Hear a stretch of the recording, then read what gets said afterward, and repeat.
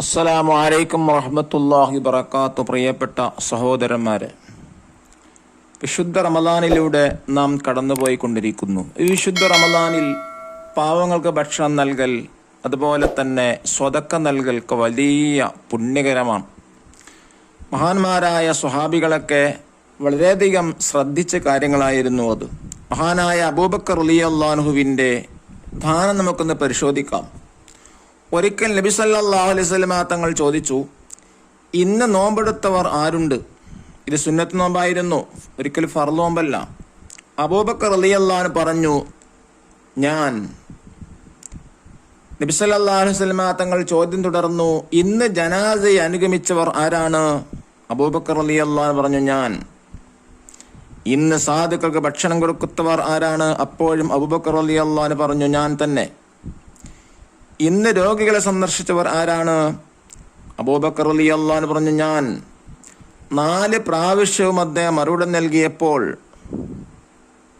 നബി സല്ലല്ലാഹു അലൈഹി വസല്ലം തങ്ങൾ പറഞ്ഞു, ഈ കാര്യങ്ങൾ ഒരാൾ ഒരുമിച്ചാൽ അവൻ സ്വർഗത്തിൽ പ്രവേശിക്കാതിരിക്കില്ല.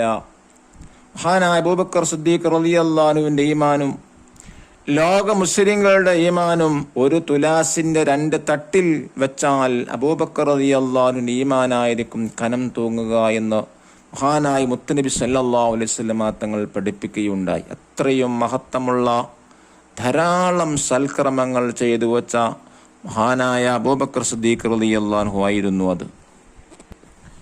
ഈ വിശുദ്ധ റമദാൻ നോമ്പ് നോറ്റുകൊണ്ട് നാം ആരെയും ആക്രമിക്കുകയോ ഉപദ്രവിക്കുകയോ ചീത്ത വിളിക്കുകയോ കുറ്റം ചെയ്യുകയോ ചെയ്യരുത്.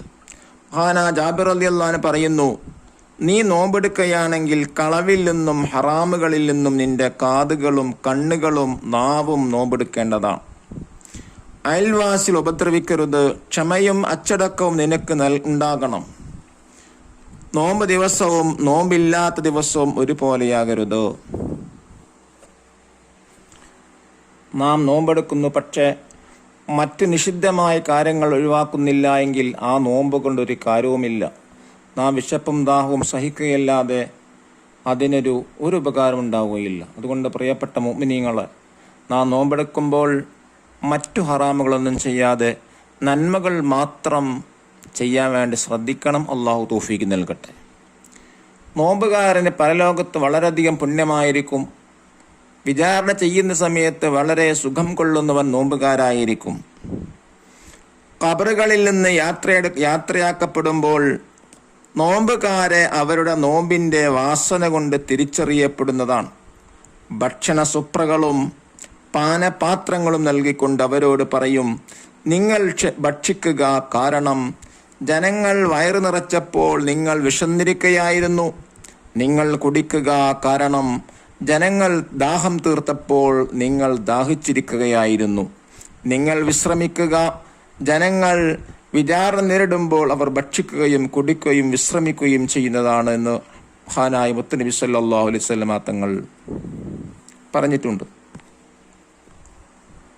നാം നോമ്പ് തുറക്കുമ്പോൾ ധാരാളം വിഭവങ്ങൾ നമ്മുടെ മുന്നിൽ ഉണ്ടായിരിക്കും. ആ വിഭവങ്ങളൊക്കെ എടുത്ത് വയറ് നിറക്കുന്നൊരു സ്വഭാവം നമുക്കൊരിക്കലും ഉണ്ടാവാൻ പാടില്ല. മഹാദിയായ ആയിഷ ബീവി റളിയല്ലാഹു അൻഹ പറയുന്നു, നബി സല്ലല്ലാഹു അലൈഹി വസല്ലം തങ്ങൾ വഫാത്തിന് ശേഷം ഈ സമുദായത്തിൽ ഇറങ്ങിയ ആദ്യ പരീക്ഷണം വയറ് നിറക്കലാണ്. കാരണം വയറ് നിറയുമ്പോൾ ശരീരം കൊഴുക്കുകയും ഹൃദയം ദുർബലമാവുകയും വികാരങ്ങൾ പുറത്തു ചാടുകയും ചെയ്യും. അതുകൊണ്ട് തന്നെ ഈ നോമ്പുകാരാകും നമ്മൾ പ്രത്യേകം ഹറാമുകൾ ഒഴിവാക്കാൻ ശ്രദ്ധിക്കണം. മഹാനായ മുത്തുനബി സല്ലല്ലാഹു അലൈഹി വസല്ലം തങ്ങൾ ചോദിക്കുന്നു, കമ്മിൻ സ്വാഇമിൻ ലൈസ ലഹു മിൻ സിയാമിഹി ഇല്ലൽ ജുഅ വൽ അത്ശ്. നബി സല്ലല്ലാഹു അലൈഹി വസല്ലം തങ്ങൾ പറയുന്നു, എത്ര നോമ്പുകാർ അവനതുകൊണ്ട് വിശപ്പും ദാഹവുമല്ലാതെ ഇല്ല. ഈ വിശുദ്ധ റമദാനിൽ നിന്ന് തെറ്റുകളിൽ നിന്ന് പൂർണ്ണമായി അകന്നു നിൽക്കണം. അന്ത്യനാളിൽ മലക്കുകൾ ഒരാൾ അടിച്ചു കൊണ്ടുവരും. അയാളെ കാണുമ്പോൾ നബി സല്ലല്ലാഹു അലൈഹി വസല്ലം തങ്ങൾ ചോദിക്കും, അവൻ ചെയ്ത പാപമെന്താ? മലക്കുകൾ മറുപടി പറയും, അവൻ റമദാൻ മാസമെത്തിക്കുകയും അതിൽ അള്ളാഹുവിനെതിരെ പ്രവർത്തിക്കുകയും ചെയ്തവനാണ്. നബി സല്ലല്ലാഹു അലൈഹി വസല്ലം തങ്ങൾ അയാൾക്ക് വേണ്ടി ശഫാഅത്ത് ചെയ്യാൻ ഉദ്ദേശിക്കുമ്പോൾ പറയപ്പെടും, യാ മുഹമ്മദ്, അയാളോട് റമദാൻ മാസമാണ് തർക്കിക്കുന്നത്.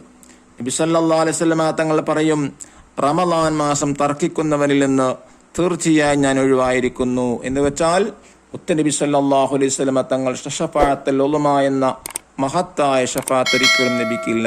അല്ലാഹു തആല അത്തരക്കാരിൽ നമ്മെ കാത്തുരക്ഷിക്കുമാറാവട്ടെ. റമദാൻ മാസവും മുഴുവനും നന്മകൾ കൊണ്ട് നിറക്കാൻ അല്ലാഹു നമുക്കെല്ലാവർക്കും തൗഫീഖ് നൽകി അനുഗ്രഹിക്കട്ടെ. അസ്സലാമു അലൈക്കും വറഹ്മത്തുള്ളാഹി വബറകാതുഹു.